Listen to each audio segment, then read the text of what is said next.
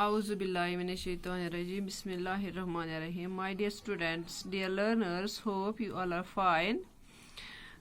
As you know that from last few days we are discussing the topic National Prejudice, written by Oliver Goldsmith.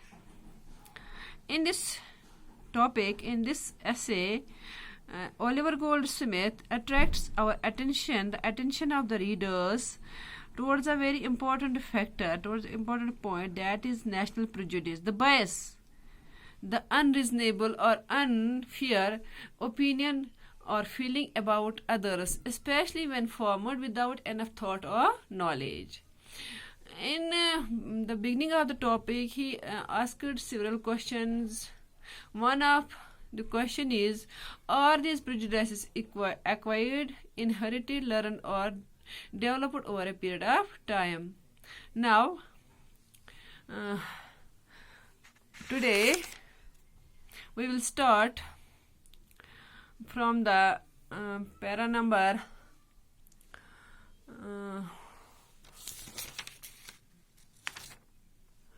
8. Did these prejudices prevail only among meanest and lowest of people? Perhaps they might be excused. In these lines, the speaker is Oliver Goldsmith. He says that the meanest and lowest people could be pardoned, could be excused for being prejudiced.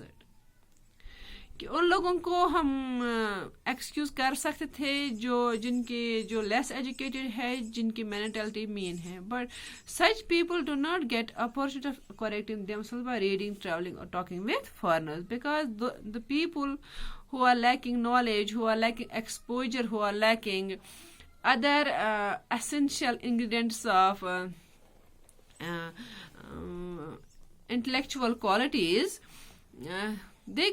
they can be corrected by traveling, conversing, reading, or with the foreigners. But the writer regrets that this bias, this prejudice, infects the minds, influence the conduct of the so-called gentleman. कि ये bias जो है, ये prejudice जो है, ये it affects not only the low mentality people but the so-called gentleman. He strongly feels that the real gentleman is one who is free from prejudices. A man may have, for example, a man may have high position or belong to an illustrious family. If such a man is not free from national and other prejudice, he has a low and vulgar mind. He has no claim to the character of gentleman. The writer Oliver Goldsmith in this essay further says that the people without any merit of their own boast of national merit, the thin wine, for example, the thin wine twists around the sturdy oak because it does not have sufficient strength to support itself. वही लोग ज़्यादा दिखावा करते हैं, वही लोग कहते हैं कि we are patriotic, we love our country. Those who cannot support themselves, how can they support the other things, other persons? Because they don't have sufficient strength to hold themselves. A gentleman should be essentially free from prejudices. Further, the writer says in this essay, the national prejudice is not the natural and unnecessary growth of love for our country. It is wrong to think that national prejudice cannot be ended without denting our patriotic feeling. This national prejudice is not the natural and necessary growth of our patriotic feeling. For example, superstitions and enthusiasm are also the growth of religion. But it is wrong to say, here he stresses that it is wrong. Yes, superstition and enthusiasm are also the growth of religion, but it is wrong to say that they are the necessary growth of religion. They are actually the base or the illegitimate, they are actually the base base branches of the plant of religion. Superstition and growth can be very easily cut off from the plant of religion. Such a cutting off will not do any change to the plant or the religion. As a matter of fact, dear students, dear learners, as a matter of fact, the plant of religion will have healthier growth if it is freed from superstition and enthusiasm. He further says, the writer in this essay further says, in other words, we can say stresses here that it is possible to love one's own country without hating other countries. Yes, it depends upon we people, the people who are considering themselves most educated, most literate, most exposed people.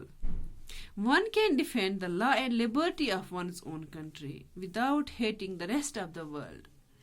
Dear learners, the writer, the Oliver Goldsmith, would prefer, he openly says that he preferred to be a citizen of the world, not to call himself a citizen of this country or that, or a citizen of a particular society or a particular group or particular community. He liked that he would call him that he liked to call himself the citizen of the whole universe, a member of this grand society.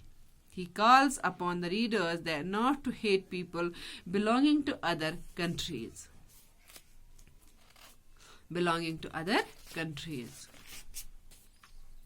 National prejudices serve as a barrier to the free flow of human thought. These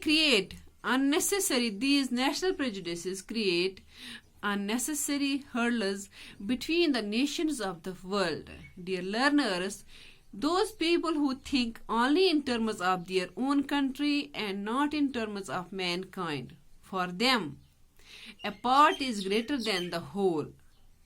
They do not regard themselves as citizens of the world.